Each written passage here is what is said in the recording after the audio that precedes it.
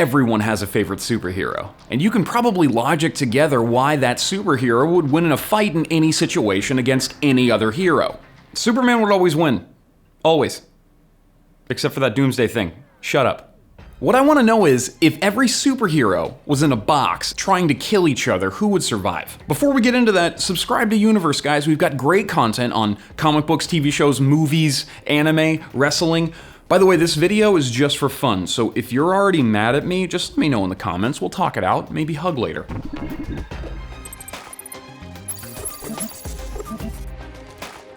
I wanted to do this video after reading a Comicvine forum post from 4 years ago, in which a user named Caleb Hara lists out Superman Prime 1 million's abilities. I'll explain who the hell Superman Prime is later in the video. Caleb explains Superman Prime's powers in terms of heat, lift, and pressure, and the article made me think maybe I can actually figure this out. I'm not gonna do any math, but I wanna know who would be left after a box of death.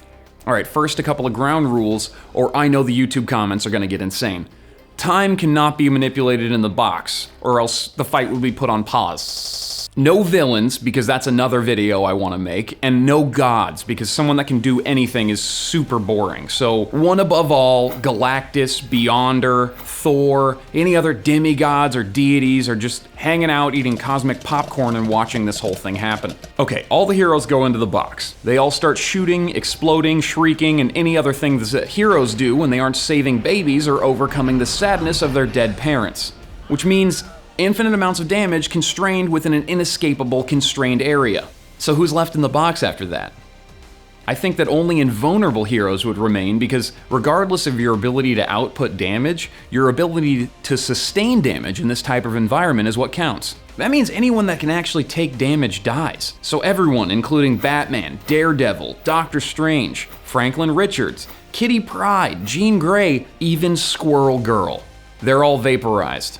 But Silver Surfer, Dr. Manhattan, and the aforementioned Superman Prime 1 million remain.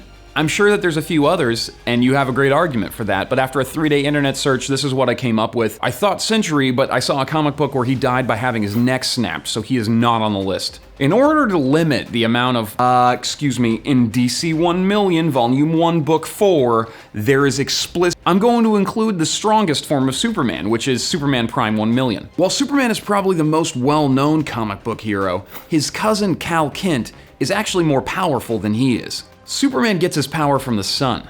What if he sat in the sun for 15,000 years? That's what happened to Superman Prime. According to our friend Caleb's calculations, every 15 minutes Superman's sun dips, his powers get 3 times more powerful, which means a bunch of math. After spending 15,000 years in the middle of a sun, he comes out with a golden tan and a power level that's ridiculous. It's over 9,000! Silver Surfer isn't a god, but he is empowered by someone that's close enough. Norrin Radd was a normal man who volunteered to spend eternity finding planets for Galactus to eat in order to spare his home planet. Silver Surfer's power list is huge. He has no known weaknesses, and those abs. He should win this contest just for those abs. I'm not gonna do that, but that dude P90Xs.